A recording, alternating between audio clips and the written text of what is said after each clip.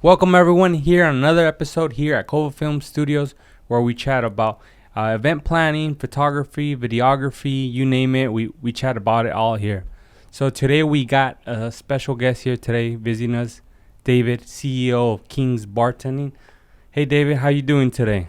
I'm doing good. Thank you so much, Ulysses. Thank you for having us today. It is an honor for me to be here. Thank you. Well, thank you for being here. So David, I've known you for a few years now, and I just know about you being such a great CEO with your business and everything. But let's start from the top about chatting where you got started from. First let's start off. Your name, where you got started at, and where you grew up at. Okay, for those who don't know me, my name is David Toledo. I was born in Mexico, Guerrero, from the south. Um, I started working in this industry a long time ago. I remember it was about probably 10 years ago. My first job was as a cashier at a nightclub. I would just, charge for the drinks and then just help clean at the end of the night. Yeah. Okay. And what age did you get started at? Would you say? Yeah, I mean, for the past, I would say about 10, 12 years, I've been working as a server, Okay. busser. I've been doing mostly all the positions at the restaurants, busboy, Yeah. cook.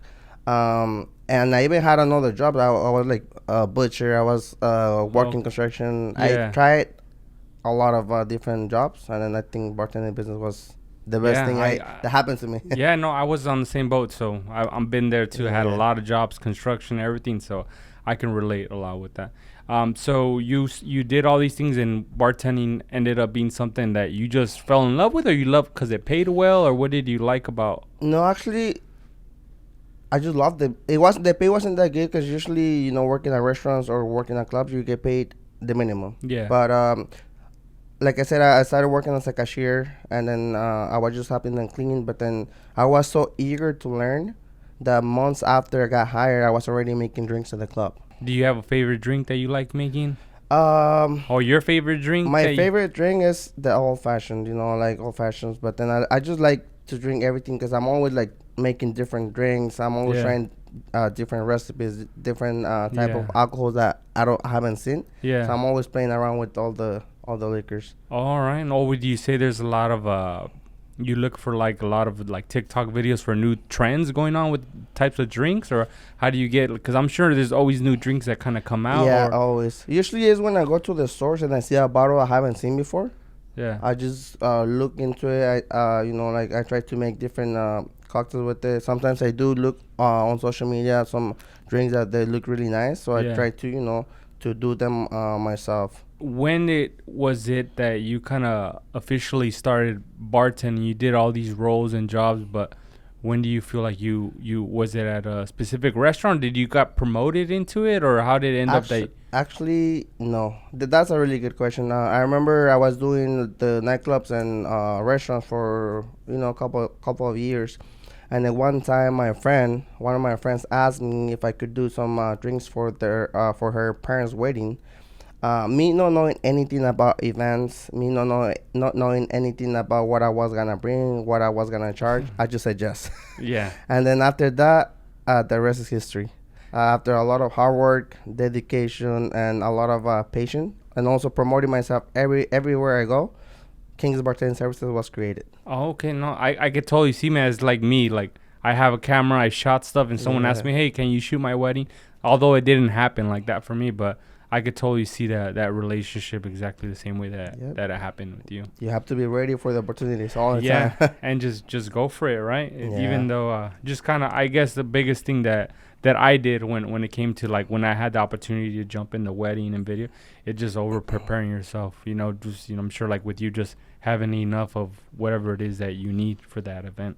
Another thing that I wanted to touch on is that like clients only see the effort that you do the day of, like your service, the drink serving and doing amazing service, but they don't see they don't always see what's behind closed doors, like what you have to do to get ready for that event. One of the biggest things that I wanted to start this podcast, like I feel like clients, they just want to book you and they have no idea what what it takes to be ready for that, why the prices are this much, Yeah. and things like that. Yeah, they only see, the nice drinks, the nice setups, but they don't see what's behind it. They don't see all the preparation. They don't see all the setups that we do. They don't see all the long distances that we have to drive. Yeah.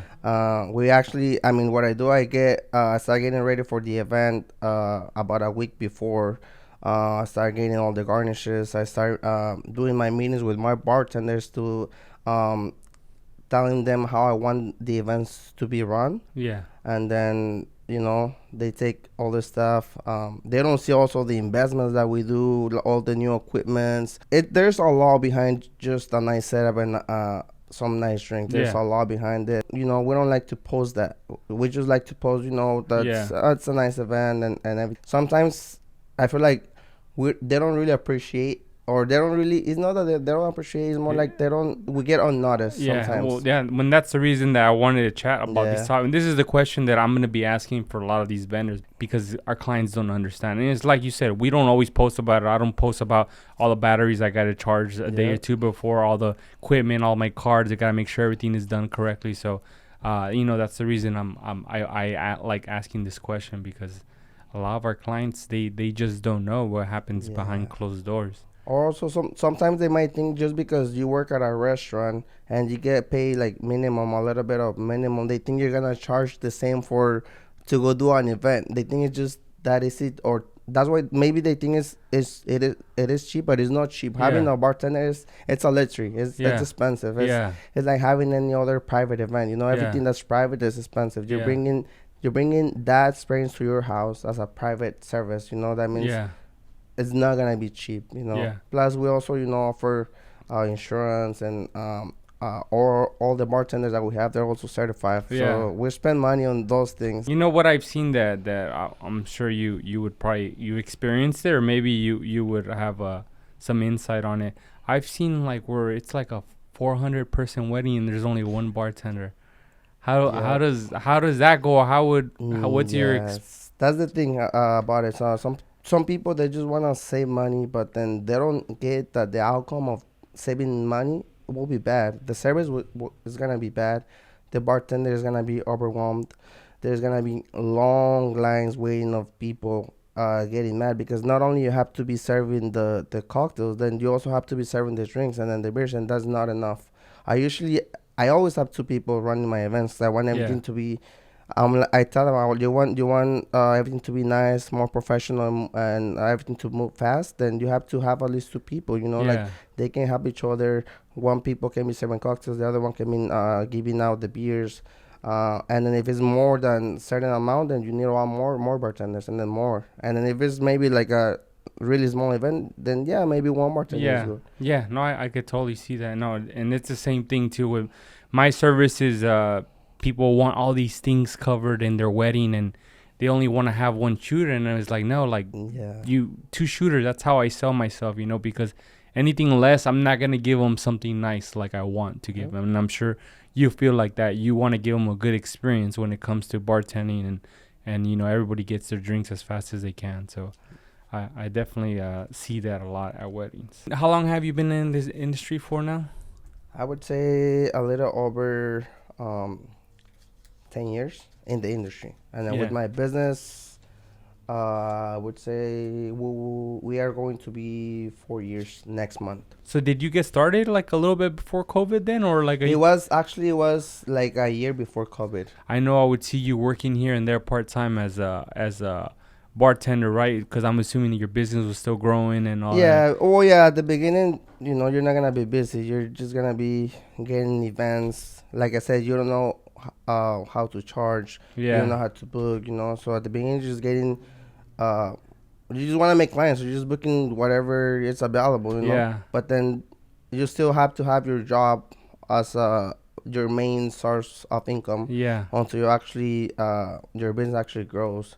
Because when I started the business, it was just me. Then I noticed we started getting so busy that then it was just me and my girlfriend. Then the year after that, it was me and 8 more bartenders. And then the year after that, we already had 16 bartenders. And at this point right now, we have over 30 bartenders. Wow. How's it like managing when's the busy season, I feel like I go crazy. Like there's so much going on in my head. I feel like, oh, I just wanna run away. I just wanna run and just drop everything. Yeah. But yeah, I mean, it's just about picking the right people for your business. Yeah. Explaining them how to run the business, how to treat their guests. Cause it's not easy. It's Yeah. not easy. Yeah. Well, it's not their business, so they might not treat the customers Yeah, and try to give the same experience. yeah. So, I think that's the most challenging It's thing. complicated. Yeah, I think that's one of the most, the challenges that we have. That um I want to make sure that everybody gets the same treatment. It doesn't matter if we have a small event or big event.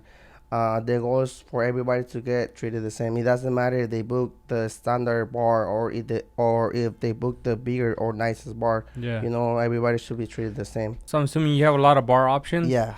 From First, we started with the basic bars, small bars. Then eventually we grew, more. Then I bought more bars. Right now we have several options. We have wooden bars. We have the standard bars, and then we have the LED bars that you see most of the time Oh, on my okay. business. So we have a lot of Wait, options. so you have a storage, or you keep it in a garage or something? We do have storage.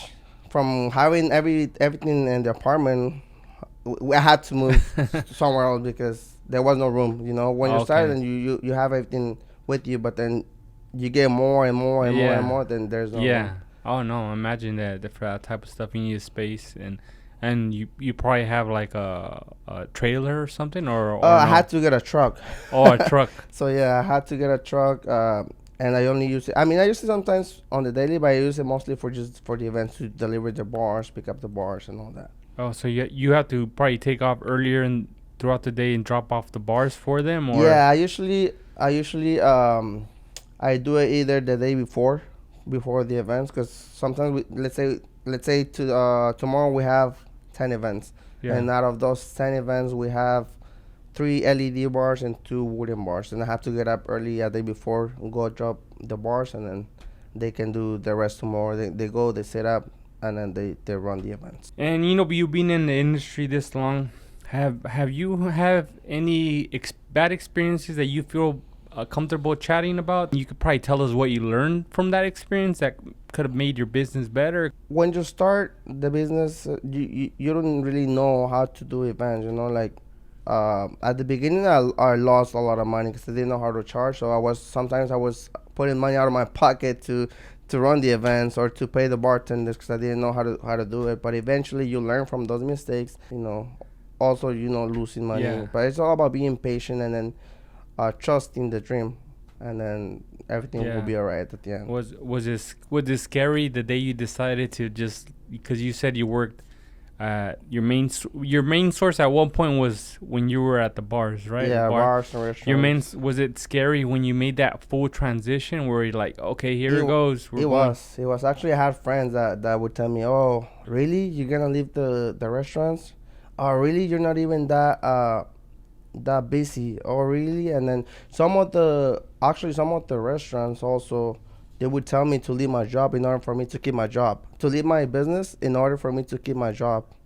Oh man, I still remember one time they said it's either you leave and then you stay here with us, or I'm gonna have to give you the check, and they gave me the check right away. I oh was like, no. you know what? Thank you for the opportunity, but I'd rather do my business. Yeah. I have this thing going on, and I'm not gonna just drop it. I was like, I appreciate the opportunity for giving me the chance, but my mind is somewhere else. Yeah. And then I had that dream, and then I never dropped it. I was always attached to my dream. I was always um, following my dream. If you had the opportunity to tell your old self, hey, you're gonna be a bartender owner one day, would he have believed it? Yeah, because I have always been ambitious in the way that I like to do things big. Yeah. I always like to ser sobresaliente. Yeah. And then even for school, I always had good grades. Yeah. But since I started in this industry, I just loved it. I think it was so nice. It was so cool. I liked everything about the job.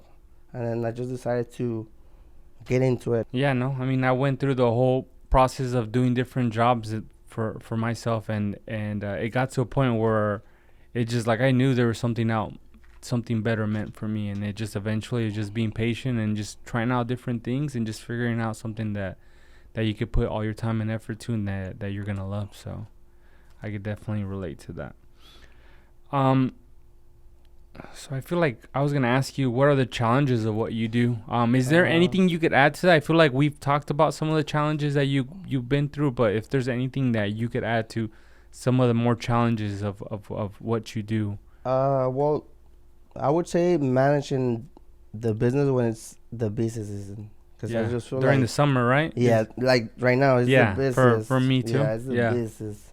Like we went from doing, like I said, one event a week. Right now we do up to 20 events in just one single weekend. And just on the weekend, we don't really work during the week. Wow. It's just on the weekend from Friday to Sunday, about 20 events. Wow.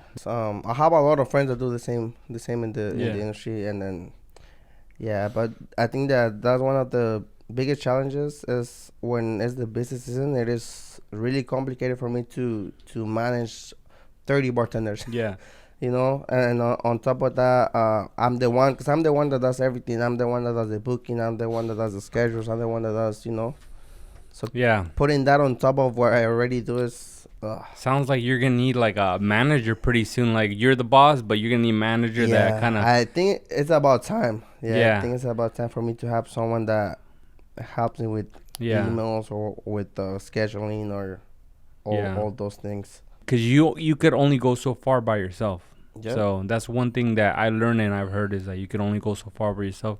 You need a team if you want to take it even further, because you can't do everything. You got to delegate some parts to, even though you taking a small pay cut at the moment, but eventually that small pay cut it'll be better opportunity for the future.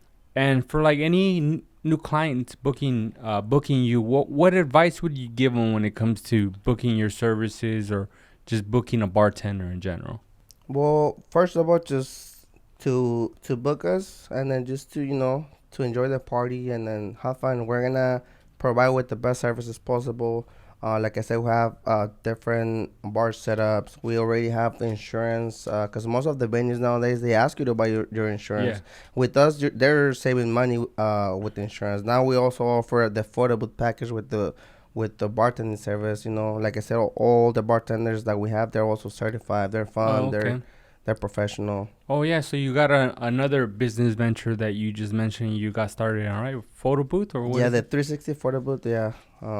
We Oh, started. it's the spinning one. Yeah. Oh, okay. Yeah. Yeah, we started that about, I think, 2-3 months ago. Yeah. And And did it pick up a lot too?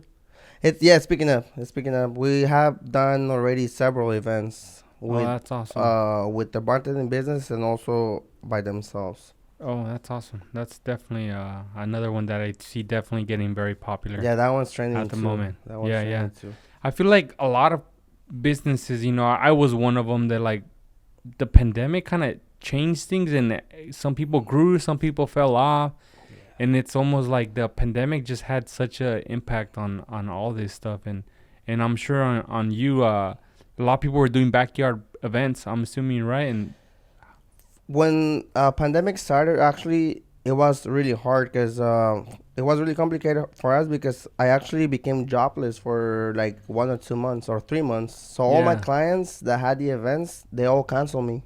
They all canceled. I saw the downfall of my business and I couldn't do anything. I would receive phone calls, messages, emails about them canceling the events. Yeah. Then the restaurants that I was working at, they closed. Yeah. Then the nightclubs, they closed. So I was Yeah. like, damn, Yeah. this is really complicated. But then I stay positive, even though it was really hard times. I would just post.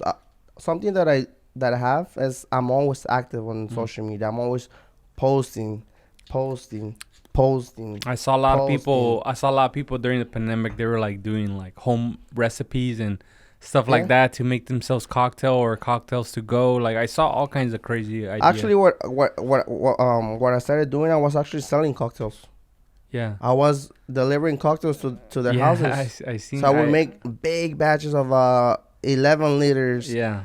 10 liters, individual cocktails, and I would just drop them off. Yeah. No, I definitely. That was my income for a couple of months until everything changed, and then when I see that people were already doing events again, then they started booking, and then all the people that canceled me, they actually reached out to me and rescheduled for upcoming months. Yeah. So I ended up getting super packed. Did you credit them the money they gave you already, or Yes, yeah, for everybody? for everybody. I told them, I was like, you know what, I will honor you the deposit. You know, you guys can reschedule, Yeah. and then they did. Oh, Like that's awesome. most of the people, they did. I made it easier for my clients too, so that I know that some clients said they had a challenging with certain vendors that they pretty much voided and they wanted to charge them again, or I don't know. There was a lot of issues, and all I know is that based on my clients is that a lot of my clients were grateful for how easy Yep. I made it for them for my services. Some clients they told me that they paid full price and then they were not getting like no refunds. And for me, I always request for a small deposit. You know, Yeah. like $100 to book, and then some people I did send it back because they were not going to do it, so I sent it back. But most of the people they just reschedule. Yeah. So after COVID, we were so busy, Yeah. super busy. Yeah, no, same. I asked for a small deposit. I usually, majority of my clients, when I went through that situation, they didn't pay for most of their deposit. But so that was the beginning of COVID. Now towards the end of it, like it was booming. There's people, because I was shooting events like in people's backyards. Obviously, bars and a lot of places are closed, so a lot of people were having backyard parties. Was that a busy time for you as well, when people having all these backyard events and stuff like that? Not the first months of the pandemic, but then months after, when everybody started doing events, Yeah. it started picking up. Yeah, and there's probably some underground ones too. Oh as yeah, well. well yeah. I mean, everybody was getting money, you know, unemployment, Yeah. and then like they all have money. Yeah, So everybody. yeah, it picked up after like few months of the pandemic. Then it picked up a lot. Now, David, is there anything that you wanted to add to what we chatted about today before we conclude our discussion today? Well, I just want to say thank you for having us, and I want to say thank you to all our clients because of them, we are. They've been supporting us since the beginning. Yeah. It's been a lot of support. Some of the clients or some of the vendors actually became friends to us, and then they went from being a random client or a strange to someone that actually became a friend to us. Yeah. We have a lot of people like that, and then they've been supporting us since day one. Yeah, no, I enjoy those connections too. Those end up being some of your best clients, and in a lot of them, same way, we become friends with them, and sometimes we go to their family events, some vice versa. So it's always a pleasure to be part of that. So for people who don't know your Instagram, so they could give you a follow on Instagram in case. Sure, yeah. You guys can find us on Instagram at King's Bartending Services, and also TikTok at King's Bartending Services too. And What do you also our email should be the same. Oh, okay, perfect. Thank you, David. We'll hopefully we get to make another conversation soon, and thank you. Te esperemos. Pues muchas gracias a ti. Yeah, Muchas see you gracias. guys. Nos vemos.